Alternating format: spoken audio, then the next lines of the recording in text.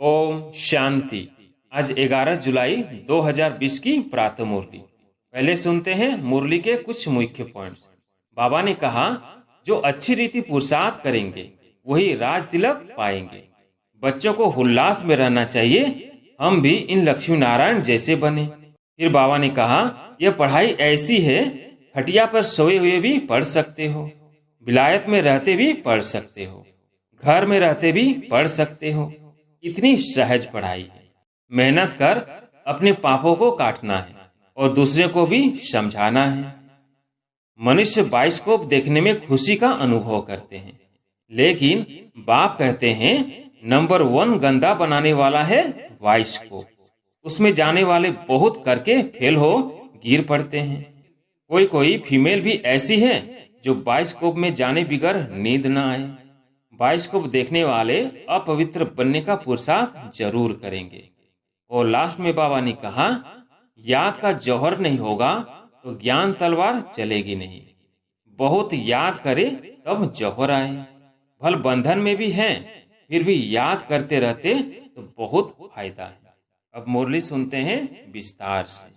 मीठे बच्चे, सदा एक ही फिक्र में रहो कि हमें अच्छी रीति पढ़कर अपने को राज तिलक देना है। पढ़ाई से ही राजाई मिलती है। प्रश्न, बच्चों को किस उल्लास में रहना है? दिल शिकस्त नहीं होना है।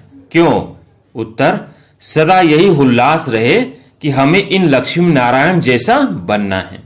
इसका पुरुषार्थ करना है। दिल शिकस्त कभी नहीं होना है, क्योंकि यह पढ़ाई बहुत सहज है।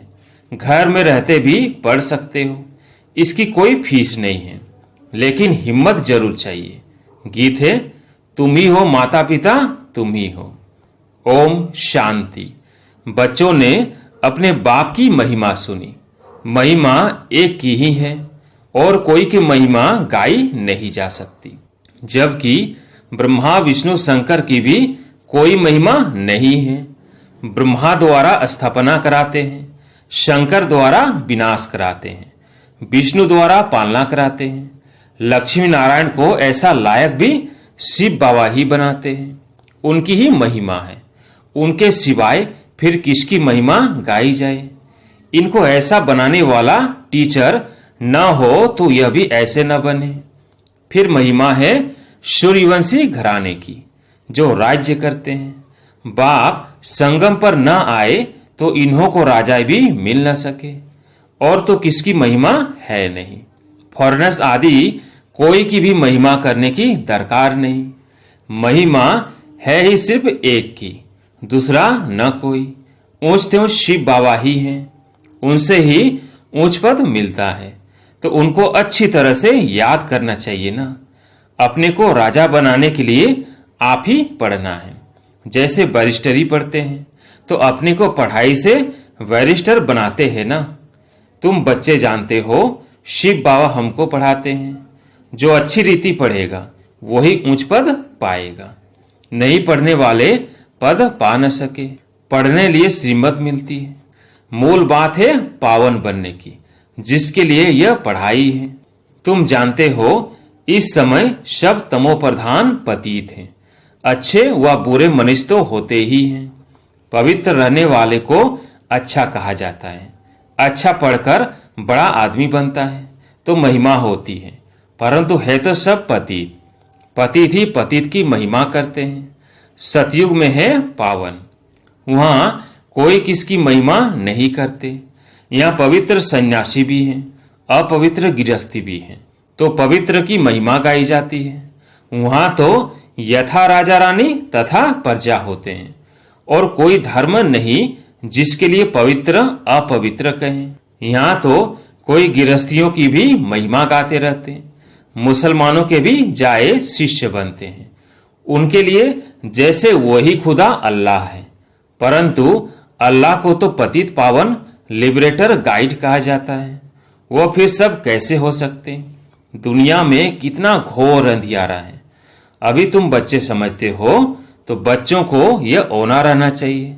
हमको पढ़कर अपने को राजा बनाना है। जो अच्छी रीति पुरुषार्थ करेंगे वही राज तिलक पाएंगे। बच्चों को उल्लास में रहना चाहिए। हम भी इन लक्ष्मी नारायण जैसे बने। इसमें मूंझने की दरकार नहीं। पुरुषार्थ करना चाहिए, दिल शिकस्त नहीं होना चाहिए। यह पढ़ाई ऐसी है, खटिया पर सोए हुए भी पढ़ सकते हो, विलायत में रहते भी पढ़ सकते हो, घर में रहते भी पढ़ सकते हो। इतनी सहज पढ़ाई है। मेहनत कर अपने पापों को काटना है और दूसरों को भी समझाना है। दूसरे धर्म वालों को भी तुम समझा सकते हो। कोई को भी यह बताना है तुम आत्मा हो। आत्मा का स्वधर्म एक ही है। इनमें कोई फर्क नहीं पड़ सकता है। शरीर से ही अनेक धर्म होते हैं, आत्मा तो एक ही है। सब एक ही बाप के बच्चे हैं। आत्माओं को बाबा ने अडॉप्ट किया है, इसलिए ब्रह्मामुख वंशावली गाए जाते हैं। कोई को भी समझा सकते हो। आत्मा का बाप कौन है? फॉर्म जो तुम भराते हो उसमें बड़ा अर्थ है। बाप तो जरूर है ना, जिसको याद भी करते हैं। आत्मा अपने बाप को याद करती है। आजकल तो भारत में कोई को भी फादर कह देते हैं, मेयर को भी फादर कहेंगे, परंतु आत्मा का बाप कौन है उसे जानते नहीं हैं। गाते भी हैं तुम माता पिता, परंतु वो कौन है, कैसे हैं, कुछ भी पता नहीं। भारत में ही तुम माता पिता का बुलाते हो, बाप ही यहाँ आकर मुख वंशावली रचते हैं। भारत को ही मदर कंट्री कहा जाता है, क्योंकि यहाँ ही शिव बाबा माता पिता के रूप में पाठ बजाते हैं। यहाँ ही भगवान को माता पिता के रूप में याद करते हैं। विदेशों में सिर्फ गॉड फादर का बुलाते हैं, परंतु माता भी चाहिए ना, जिससे बच्चों को अडॉप्ट करे। पुरुष भी स्त्री को अडॉप्ट करते हैं, फिर उनसे बच्चे पैदा होते हैं, रचना रची जाती है। यहाँ भी इसमें परमपिता परमात्मा बाप प्रवेश कर अडॉप्ट करते हैं, बच्चे पैदा होते हैं। इसलिए इनको माता पिता कहा जाता है।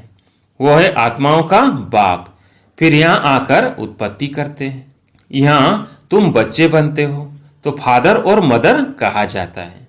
वह तो है स्वीट होम, जहाँ सब आत्माएं रहती है। वहां भी बाप के बिगड़ कोई ले जा न सके। कोई भी मिले तो बोलो तुम स्वीट होम जाना चाहते हो, फिर पावन जरूर बनना पड़े। अभी तुम पतित हो। यह है ही आयरन एजेड, तमो प्रधान दुनिया। अभी तुमको जाना है वापिस घर। आयरन एजेड आत्मा तो वापिस घर जा न सके।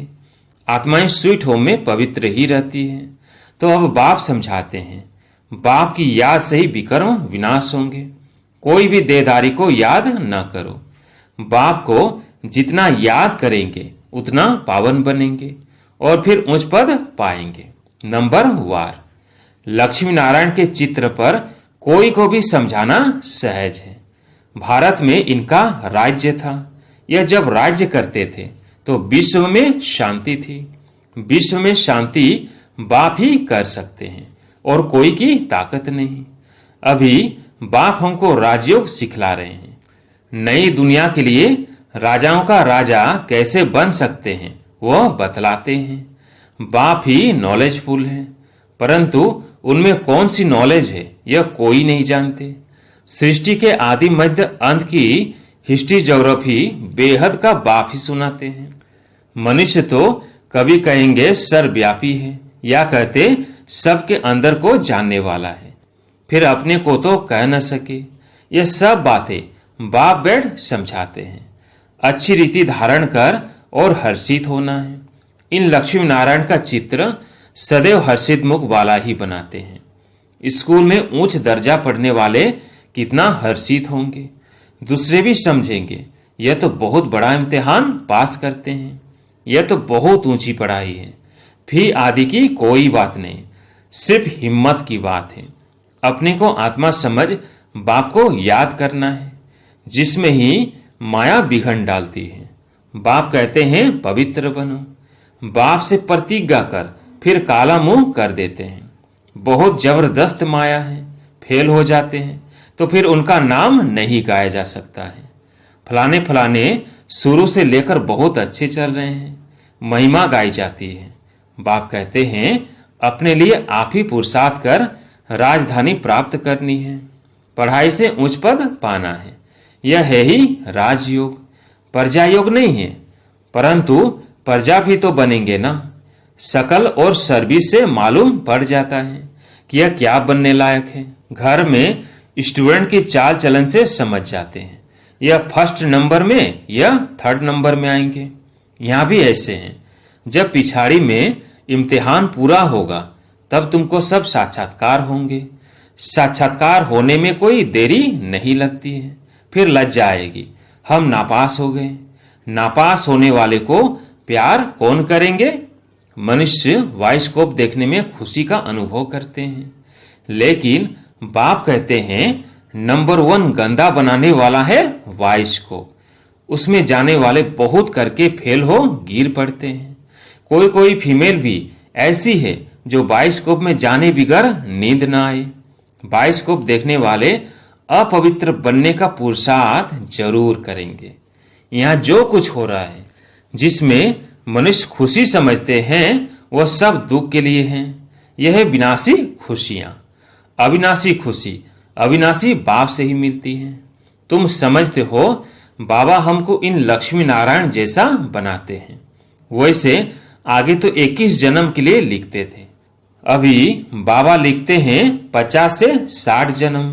क्योंकि द्वापर में भी पहले तो बहुत धनवान सुखी रहते हो ना। भल पतित बनते हो तो भी धन बहुत रहता है। यह तो बिल्कुल जब तमो प्रधान बनते हैं तब दुख शुरू होता है। पहले तो सुखी रहते हो, जब बहुत दुखी होते हो तब बाप आते हैं। महा अजामिल जैसे पापियों का भी उद्धार करते हैं। बाप कहते हैं मैं सबको ले जाऊंगा मुक्ति धाम। फिर सतयुग की राजाई भी तुमको देता हूं। सबका कल्याण तो होता है ना। सबको अपने ठिकाने पर पहुंचा देते हैं, शांति में व सुख में।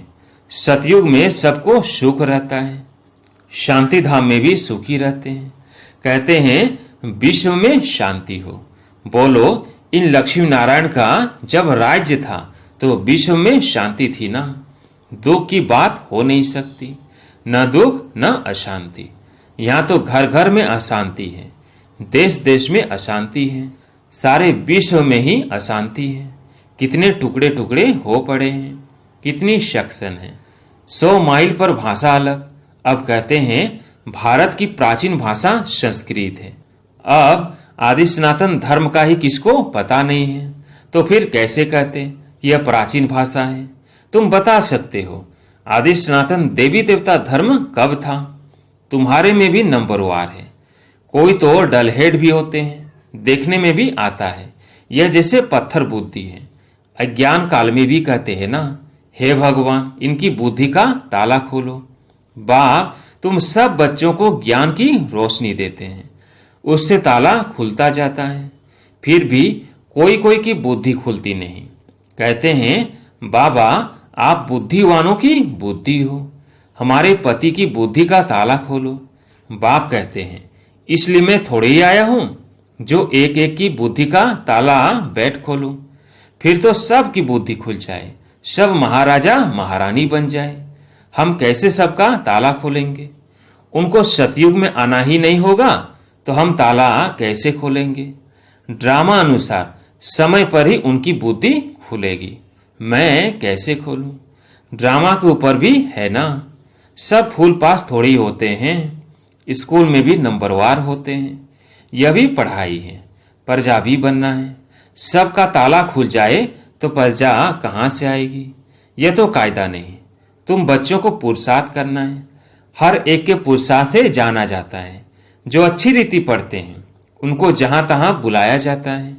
बाबा जानते हैं कौन कौन अच्छी रीति सर्विस कर रहे हैं। बच्चों को अच्छी रीति पढ़ना है। अच्छी रीति पढ़ेंगे तो घर ले जाऊंगा, फिर स्वर्ग में भेज दूंगा। नहीं तो सजाएं बहुत कड़ी हैं, पद भी भ्रष्ट हो जाएगा।